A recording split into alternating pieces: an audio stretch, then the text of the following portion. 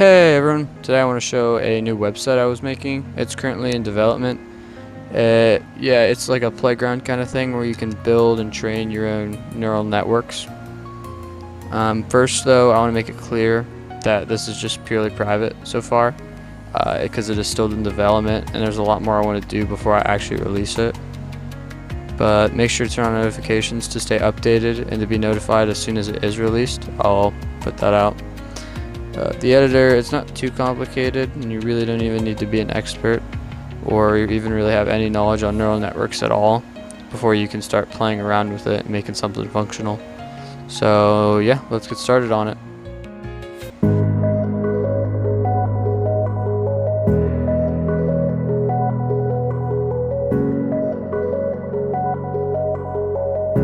Yeah, so I was debating whether I wanted to start with the templates or if I want to just go in straight into building your own.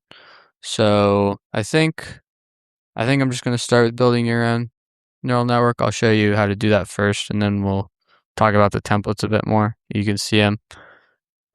So let's just start. So with any neural network, you're going to need an input layer and you're going to need an output layer, right? Let's just turn on grid snapping here. It just makes everything look a lot neater, kind of lines everything up a bit more. But yeah, so we can have as many of these as we want. We could bring in these, and these are going to be numbers. So it's going to be a number input, and then we have a number output. But if we want to connect them to words, we can get into LLMs and all that kind of stuff. And then these, which are a work in progress, which are function inputs, which are going to be taking inputs and other inputs and kind of changing them up a bit. But those are non-functional at the moment. So I think just to do this, we will have just one input and one output. So we can do kind of with the editor, we can start bringing out neurons here. And as you see, we have different type. We have the standard neurons, gate neurons, oscillators, random neurons. Down here we have ones that invert and go absolute. So just a lot to play around with. And there will be more by the time that this is actually out. So got that to look forward to. And then we have these, what I like to call array neurons. The only one that really works right now is a network neuron. This one works, but it's not finished. So I will have a whole separate thing on this because it is a pretty big thing. So hopefully we can get that finished next. But to start, let's just create a standard neuron here. And if we just want to have a layer of 2 standard neurons, and this is what our network's going to look like. So we can take a neuron and drag a weight to it. We can do that, drag another weight to this one, and then we can actually highlight multiple at once and drag a weight here. And as you can see, we basically we made a functional neural network. It was that simple. We can come over here to our data. I already have it made. We have one input. If the input is 1, we want an output is 0. The input is 0, we want an output of 1. And then if it's 0.5, we want an output of 0.5. So here, we have to set our activation function. So our activation is sigmoid, which means it'll never work because sigmoid can never get to 1 or 0 because that would mean infinite or negative infinite to get to 1 or 0. So if we set this to a linear, it'll probably be a lot better at doing this. So we can come over here to train, and we can set our learning rate. I'll keep it at 0.5 because that's a pretty good learning rate for this. We can train as many epochs as we want, or we could just train continuously. Let's reset our weights here. And let's go ahead and let's just train 1,000 epochs. So that went instantly down to 0. See if we can show you a bit more by going just 100 epochs at a time. See, it's down to 0.1, then 5, 2, and then we can see it gradually goes down and it gets to 0. And we can see that if we go in here and we run an input of 0, it should give us an input of 1. Now, it did go a little over.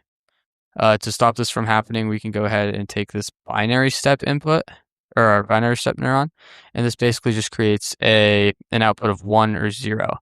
And I like to do this for this network because it always gives us either 1 or 0. Now that does mean it will have a bit of trouble with a 0.5. So let's just take that off. And we can go ahead and connect these here and connect that to that. If we go ahead, now this, we don't want to have to learn this. We want this neuron and this output neuron to be equal to each other. We want this to act as the output because it will always be either 1 or 0, which is what we have in our data. So if we can just set this weight to 1, set the bias to 0, and we can just lock it right here. If we lock these, that means they will not train. So they will stay. So this will be equal to this. And we can come in here and we can reset it and retrain it. We can see that stays at 0.5 for a little bit, but we should be able to get it out of a local minimum. Seems to not like that. It's weird because we usually are able to get it out of this 0.5 range. You can see that it does not. It seems like it's always outputting 1, output of 1. No problem. If we just, I think the problem is our network is just too small. So if we just add another right there, and then we can reset it and train it. And that is... Okay, there we go. We've reached the loss of 0. Sometimes it's got stuck in local minimum. I'll have to add momentum into it, an optimizer. That way we can hopefully avoid local minimums in the future. We don't want to keep getting caught in those. But yeah, so I'll add an optimizer before this goes out. So that's basically just all you have to do to make it. This is a stochastic. We see if we have our right here, and then we make this same thing. We can, it doesn't really matter. I'll just show you. It will be a random. It'll add random to it every time. We can come here and we can change our minimum and our maximum. And so it'll be a lot more drastic. But yeah, that's pretty much all it takes. But I know that building, it seems a little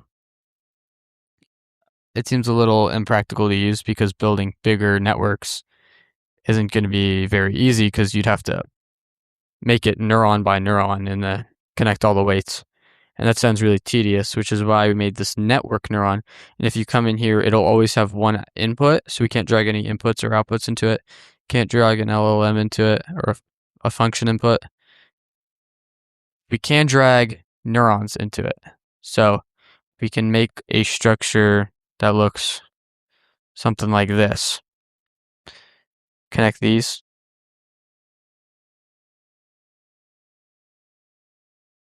Put those there. And boom, we just made a network inside of a single neuron.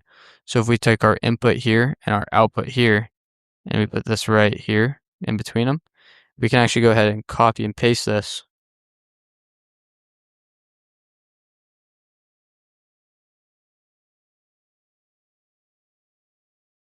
And we can see that if we click on all of them,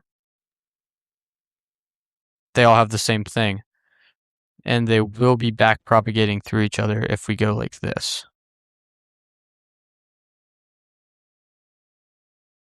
So if we just do that, set this from sigmoid because we don't need it to be that. We can set it to ReLU instead.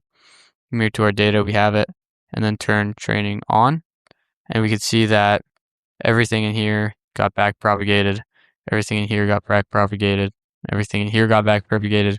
And the actual thing itself also got back propagated. So if we come in here, we can see that 0 is equal to 1 and 1 is equal to 0. And we can have as many inputs and outputs as we want, which we can see in here.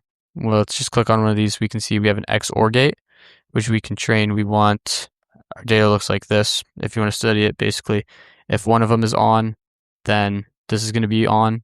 And if both of them is on or both of them is off, then this is going to be off. So if we go ahead and train this,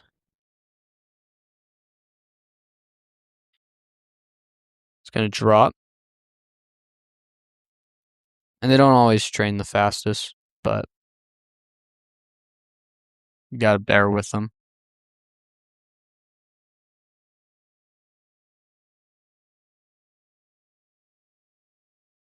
That's pretty solid. One thing we can do actually to make this a bit better is by making it ReLU. Let's reset and let's see if this trains a lot faster.